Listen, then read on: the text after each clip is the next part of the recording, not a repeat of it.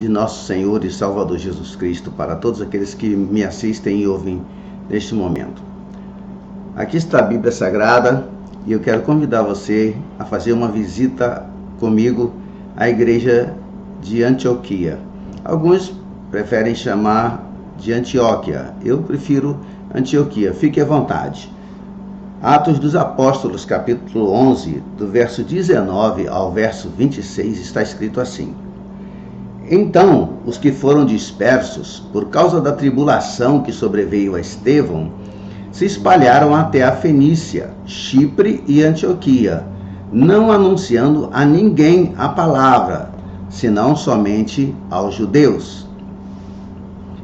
Alguns deles, porém, que eram de Chipre e de Cirene, e que foram até Antioquia, falavam também aos gregos, anunciando-lhes o evangelho de Jesus Cristo, ou do Senhor Jesus. A mão do Senhor estava com eles, e muitos, crendo, se converteram ao Senhor. A notícia a respeito deles chegou aos ouvidos da igreja que estava em Jerusalém, e enviaram Barnabé até Antioquia. Tendo ele chegado e vendo a graça de Deus, alegrou-se e exortava a todos a que, com firmeza de coração, permanecessem no Senhor, porque era homem bom, cheio do Espírito Santo e de fé, e muita gente se uniu ao Senhor. E partiu Barnabé para Tarso à procura de Saulo. Tendo encontrado, levou-o para Antioquia. E por todo um ano se reuniram naquela igreja e ensinaram numerosa multidão. Em Antioquia foram os discípulos pela primeira vez chamados cristãos. Até aí é que eu gostaria de ler. A nossa visita à igreja de Antioquia é uma coisa que eu espero que seja bastante interessante para vocês, assim como tem sido para mim. Eu gostaria de deixar para você bem claro um pedido de oração. Você ore por mim para que, ao abrir a boca para falar a palavra de Deus, seja ministrada a mim pelo Espírito Santo, para que eu possa alcançar os corações. Existem, irmãos, algumas informações tão preciosas sobre a igreja que estava na cidade de Antioquia, que não podem deixar de constar de um sincero estudo sobre as primeiras e principais igrejas do período primitivo ou apostólico na igreja do Senhor Jesus. Primeira, era uma igreja com pessoas de profunda experiência espiritual.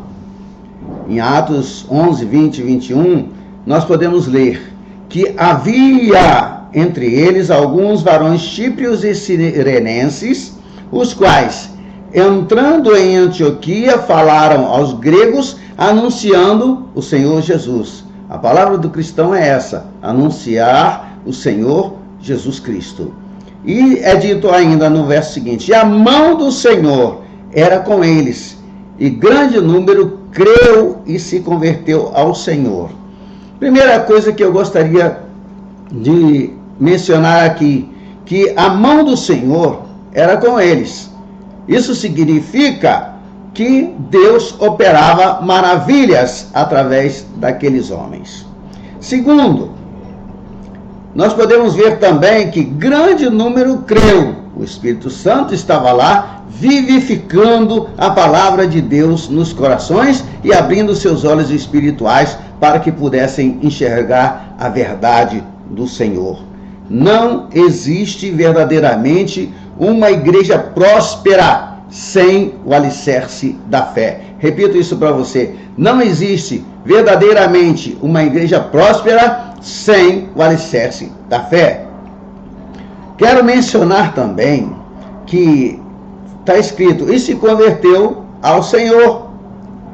Quando a gente pensa na frase "e se converteu ao Senhor", nós lembramos de 3 perigos, né? Ou melhor, de 2. Vou falar de 2 e fazer uma afirmação. Primeiro perigo que eu anotei aqui nos meus apontamentos: o perigo de pessoas que creem e nunca se convertem. Nós encontramos muitos, parecem, mas não são, ou são quase cristãos. Segundo, o perigo de pessoas que se convertem a homens, a igrejas, a denominações.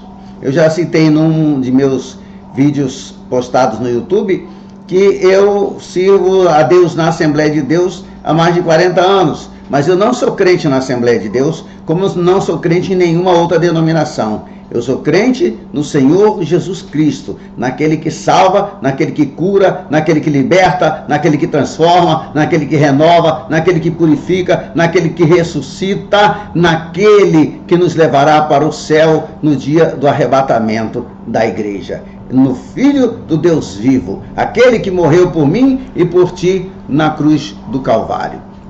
É assim que eu creio, é nele que eu creio. Não me converti a homens e nem a igrejas, não a denominações. E eu espero que você também não se converta nem a homens, nem a denominações.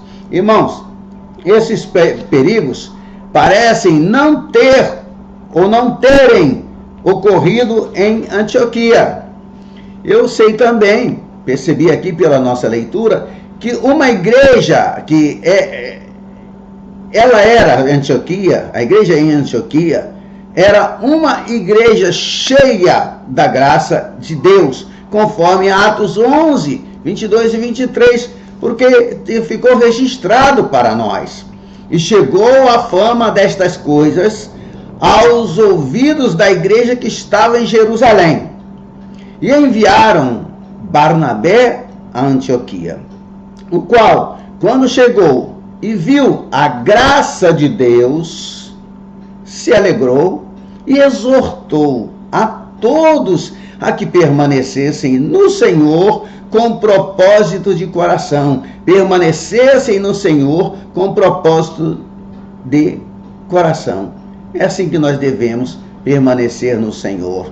E nós podemos ver que cada igreja tem que ter o cuidado com a sua própria fama. Que essa fama seja boa, não seja uma fama que venha denegrir a imagem do Evangelho, né? E podemos ver que também houve uma linda experiência pela qual passou Barnabé. Ele ficou maravilhado e teve logo que informar. Ele se alegrou, ele exortou e ele foi em busca de Paulo para que também participasse do que ele participou. A graça de Deus era visível naquele lugar e produziu grande alegria no homem de Deus que foi até lá, Barnabé.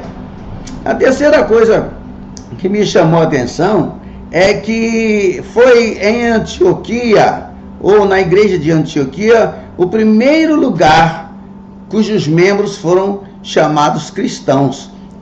Paulo, aliás, Lucas, né, porque foi em Atos dos Apóstolos, Lucas deixou registrado isso para nós. E onde?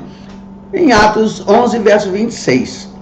Diz assim: e sucedeu que todo um ano se reuniram naquela igreja e ensinaram muita gente. E em Antioquia foram os discípulos pela primeira vez chamados cristãos.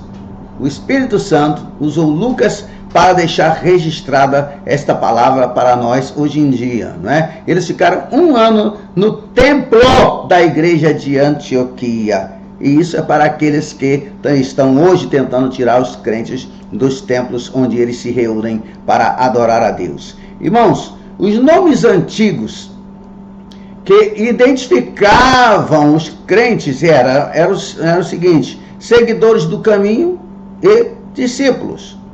Não podemos pensar em caminho simplesmente como estrada, não é? Como uma estrada, como uma via de acesso a uma cidade. Nós precisamos recordar das palavras de Jesus quando ele disse: Eu sou o caminho, em João 14, verso 6. E eles receberam, então, ali em Antioquia, um novo nome: cristãos. Cristãos. E por que teriam recebido esse nome? Por quê? Primeiro, porque louvavam muito a Cristo. Segundo, porque confiavam muito em Cristo. Terceiro, porque falavam muito em Cristo ou de Cristo. Quarto, porque pareciam-se muito com Cristo, porque praticavam as mesmas obras. E quinto lugar, porque obedeciam muito a Cristo. E eu e você temos obedecido a Cristo? Temos falado de Cristo? Temos confiado em Cristo? Temos louvado a Cristo? Parecemos-nos com Cristo? Quando alguém olha para nós, sem nenhuma identificação, através de roupa ou sem estar com a Bíblia na mão, mas pelas nossas atitudes, elas nos identificam como um cristão? Os crentes de hoje possuem as mesmas características dos irmãos de Antioquia? Será? Irmãos, outra coisa que eu aprendi ali, mais para frente, no verso 29 e 30 do capítulo 11 de Atos, é que Antioquia era uma igreja caridosa. Está escrito assim, ó: e os discípulos determinaram mandar cada um conforme o que pudessem, repare, conforme o que pudessem, socorro aos irmãos que habitavam na Judéia. O que eles, com efeito, fizeram, enviando aos anciãos por mão de Barnabé e Saulo. Ora, que coisa interessante. Em primeiro lugar, eu chamo a sua atenção aqui para o fato de que eles se determinaram a ajudar. E essa determinação revela um espírito decididamente generoso. Em segundo lugar, cada um. Isso significa que todos tinham igual sentimento. Tinham um sentimento igual, todos. Que é uma coisa muito difícil de se encontrar. Não era um puxando para um lado e outro puxando para o outro lado. E terceiro, chamo bem a atenção porque é muito importante nos dias de hoje. Era conforme o que pudessem. Pobres e ricos, todos estavam voltados para o mesmo propósito em relação aos irmãos sofredores de Jerusalém e da Judéia. Quinto lugar, eu posso ver que Antioquia era uma igreja profundamente espiritual. Isso em Atos 13, agora 13, versos 2 e 3 está escrito assim, ó, ficou registrado: e servindo eles ao Senhor e jejuando. Tem gente que ainda não gosta. Eu estou lendo Atos, hein? Atos dos Apóstolos. Disse o Espírito Santo: apartai-me a Barnabé e a Saulo, para a obra que eu os tenho chamado, para a obra a que os tenho chamado. Então, jejuando e orando, e pondo sobre eles as mãos, os despediram. Eu quero deixar registrado aqui, em primeiro lugar, que foi dito servindo ao Senhor. Ou seja, a preocupação e a ocupação prioritária da igreja era e continua sendo servir ao Senhor. Segundo, jejuando. Os legalistas, ou muitos que se dizem da graça, detestam essa palavra, mas é como eu disse já, não tenho compromisso com o homem, eu tenho compromisso com o que está escrito. Jejuando, uma prática antiga e sumamente útil na obra de Deus. Quem já jejuou com propósito de coração, sabe o efeito do jejum. Quem é contra nunca saberá. E isso é cada um por si. Primeiro, o jejum foi amplamente praticado nos dias do Antigo Testamento. Moisés jejuou. Será que você chega perto de Moisés, ou eu? Elias jejuou, Davi jejuou, Daniel, chamado de homem muito amado, jejuava, e outros grandes vultos daquela época o praticaram. Opa, ficou zangado comigo?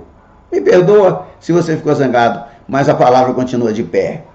O jejum foi praticado nos dias do Novo Testamento. Ana jejuava, João Batista jejuava, Paulo, o apóstolo da graça. Opa, me ouviu? O apóstolo da graça, Paulo, jejuava. Os discípulos de Jesus jejuavam e caia por terra se quiser. O próprio Senhor Jesus jejuava e ele o ensinou e praticou. Agora, se você não quer, é como eu disse, parabéns, é contigo mesmo. Eu não vou colocar isso no seu coração, porque o jejum tem um profundo significado espiritual que só vai ser conhecido por aquele que o pratica. É uma arma, é uma chave, é um canal de poder, é um reforço espiritual para as nossas orações e é um exercício espiritual de autodisciplina. É uma terapêutica e é um recurso extraordinário em nossas batalhas espirituais. Mas volto a repetir, só vai saber disso quem o pratica. E sexto, a igreja em Antioquia, ou Antioquia, como eu prefiro falar, era uma igreja missionária. No capítulo 13, que eu já li e vou repetir, versos 2 e 3, está registrado o seguinte: e servindo eles ao Senhor e jejuando, disse o Espírito Santo, apartai-me a Barnabé e a Saulo para a obra a que os tenho chamado. Então, jejuando e orando e pondo sobre eles as mãos, os despediram. A igreja em Antioquia tinha muita gente ilustre e muita gente simples, mas lhe faltava o principal. E que é o principal agora, pastor? Missionários. A igreja sem missionários é uma igreja incompleta. O Senhor Jesus chamou ali os primeiros missionários. Observe quem o Senhor incluiu como primeiro e último da lista. Com licença, irmãos.